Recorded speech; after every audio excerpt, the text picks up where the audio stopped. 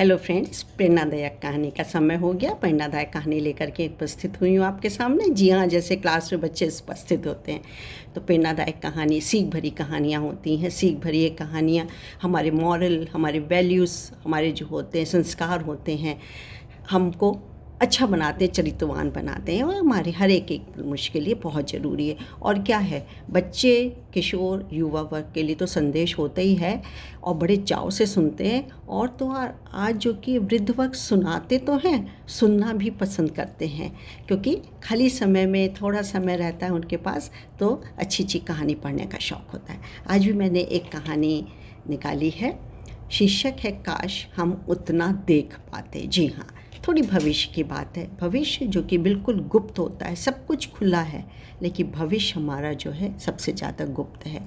नियति जो है वही हम करनी होती है जो कि बना रखा है।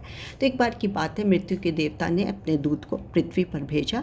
एक औरत थी, उसकी आत्मा को लाने के लिए, वो मर चुकी थी। वो गए तो देखे कि ओह माय गॉड, पृथ्वी पे पहुँचे उस औरत के घर तो मृत पड़ी थी। वो 3 जुड़वा बच्चियाँ, एक बच्ची तो रोते रोते जो कि है बिल्कुल आंसू उसके सूख रहे थे, रोते रोते सो गई थी। दूसरी चीख रही थी और तीसरी उसकी छाती से चिपकी हुई थी। और उसको इतनी दया है कि कौन ये बच्चे को पालेगा, क्या करूं क्या ना करूं, समझ नहीं आ रहा था। और उसको वहीं छोड़ करके वो उसकी आत्मा को नहलाया और वापस चला गया। और उसने कहा मृत्यु के देवता से कि ऐसी सी बात है क्या कि वहाँ पे 3 बच्चियाँ थीं और उसकी मृत गरीबी इतनी ज़्यादा फटे हाल था वहाँ, ना तो खाने को था, पीने को था, बुरा हाल था, रहने को नहीं था, कुछ भी नहीं। तो उसने कहा कि अच्छा, तुम बड़े समझदार बन गए हो, अब क्या तुम्हारी हाथों में ज़िंदगी, तुम्हारी मर्जी से ज़िंदगी और मौत चलेगी? ऐसा तो नहीं हो सकता है। खैर, जैसे जैसे था तो बोले कि अब तुमने पहला पाप किया है, लेकिन हर एक को उसे कर्मों का फल भोगना पड़ता है, सो तुम्हें भी इस पाप का दंड भोगना पड़ेगा। तो उसने कहा कि ठीक है, जैसे आप कहें, क्या करना है मुझे? बोले तुम्हें ये करना है कि वापस पृथ्वी पर जाना है, और जो अहंकार या जो तुम्हारे में ये आ गया है कि मैं अपनी मर्जी से ये सब कर सकता हूँ, इसके लिए तुम्हें ना 3 बार हंसना है, और जब तक तुम नहीं हंसोगे लौट करके तुम यहाँ पर नहीं आ सकते, स्वर्गलोक में नहीं आ सकते हो। तो उसने कहा ठीक है। इधर क्या हुआ कि एक आदमी था, मतलब दुकानदार था, और वो जूते का कारीगर था, तो जूते बनाता था। व्यक्ति था, नहीं, एक ऐसी व्यक्ति था, तो वो अपने बच्चों के लिए कंबल और स्वेटर, जाड़े के दिन थे, सर्दी के दिन थे, बनाने के लिए लेने के लिए बाजार जा रहा था। रास्ते में देखा कि एक व्यक्ति पड़ा है, सुकड़ा पुकड़ा, बदन पे बहुत नाम मात्र के कपड़े थे। तो उसने क्या किया कि जल्दी खरीद करके लाया कपड़े और उसको उड़ा दिया। कहा कि भला मानुष लगते हो और यहाँ पे पड़े हुए हो, इतनी सर्दी में ठिठुर रहे हो, कहाँ है घर तुम्हारा? बोला मेरा कोई घर द्वार नहीं है, मेरे पास ना छत है, ना घर द्वार है, ना पैसा है, ना खाना है, कुछ नहीं है। उसने कहा कि अच्छा चलो तुम मेरे घर चलो, लेकिन देखो मेरी पत्नी ज़रूर चिल्लाएगी, चीखेगी। क्यों? क्योंकि मैं तो पैसे बच्चों के कंबल के लिए और स्वेटर के लिए लेके आया था, लेकिन तुम सुन लेना और कुछ दिन मेरे पास रहो जब तक कि तुम ठीक नहीं हो जाते। उसके पीछे पीछे चल दिया, और देखते ही पता नहीं जो कि है वो आग बलबूला हो गई, चीखना चिल्लाना पागल की तरीके से, क्या करके लाए हो, ये सब करने लगी। तो उसने बताया सारी बात, बोले कुछ नहीं, निकालो इसको। तो इस बार जो कि बीच पहली बार वो जो कि खूब कस के, एक्चुअली में वो जो आदमी पड़ा हुआ था बिना कपड़ों के, कम कपड़ों के, वो देवदूत था। तो देवदूत कस के हंसा। तो उसके कारीगर मुझसे आदमी ने पूछा कि तुम हंसे क्यों? तो बोले कि मैं ये बता नहीं सकता हूँ, गुप्त रखना है मुझे, बस हंस दिया। हंसा इसलिए था कि उसे पता ही नहीं था कि वो क्या चीज़ खो रहा है। जो चीज़ दिख नहीं रही है, प्रत्यक्ष नहीं है, सामने नहीं है, उसके लिए तो हम रोना पीटना, गाना बजाना करते हैं। और जो चीज़ है सामने, यानी देवदूत है साक्षात, जिससे उसको फ़ायदा ही फ़ायदा है, उसके लिए वो देख नहीं पा रही। यानी हम देख नहीं पाते हैं, जो वास्तव में दिखाई देने वाली चीज़ है।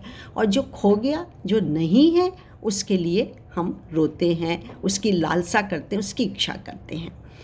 अभी ये दिन बीते ही थे कुछ दिन, तो उसने, क्योंकि देवदूत था, तो उसने कारीगर से जूते बनाने सीख लिए, और इसलिए कि 7-8 दिन में, एक हफ्ते भर में जूते बनाने सीख लिए। अब उसने क्या किया कि एक बार राजा की फ़ौज आई, सेना आई, बोले कि बहुत कीमती चमड़ा है और ये मैं तुम्हारी ख्याति सुन के आऊँ, क्योंकि उस आदमी की ख्याति जो दूर दूर तक फैल गई थी। इतना इतना बढ़िया जूता बनाता था वो जूता व्यापारी, जिसने कंबल और ये दिए थे उसको। तो इतना ज़्यादा अच्छा जूता, तो ख्याति दूर दूर तक फैल गई थी, नायाब जूते। और 3 महीने में वो धनवान, 6 महीने में और धनवान, और तो साल भर के आते आते तो उसकी ख्याति, धन संपदा एकदम धनवान वाले लोगों में होने लगी थी। पता किसी को था नहीं, क्योंकि देवदूत के चरण पड़े हुए थे।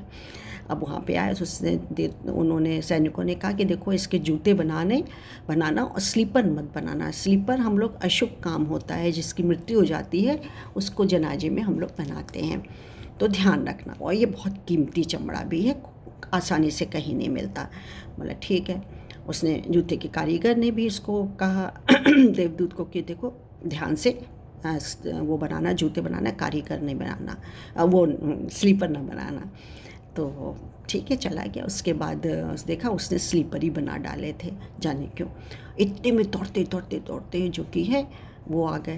वो पहले तो जूता का व्यापारी आया, उसने देखा कि ये स्लीपर बना दिया, और देखा ना तो तड़ से 2 थप्पड़ जड़ दिए उसने, एकदम एक इधर एक इधर, तड़ से हक्का बक्का रह गया, लेकिन चुप रहा। खैर, उसकी गलती थी, उसने स्लीपर बना दिया।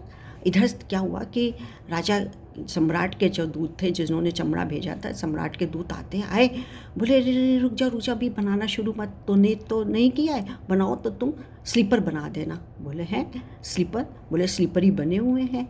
अब तो वो कारीगर, जूते का व्यापारी भी था, जो जूते का कारीगर था, वो भी हक्का बक्का रह गया। उसने तो स्लीपर ही बनाए, चलो भाई स्लीपर ही बन गए। अब वो फिर से हंसा कस के, बोले देखो जरा, मृत्यु पास आई है और लोग जिंदगी का आयोजन ले रहे हैं, ना देख पा रहे हैं, ना सुन पा रहे हैं, कुछ नहीं है। भविष्य में के लिए व्यर्थ में खर्च कर रहे हैं, जोड़ रहे हैं। खर्च करिए उतना ही, लेकिन अनलिमिटेड नहीं, उसको संचित कर रहे हैं।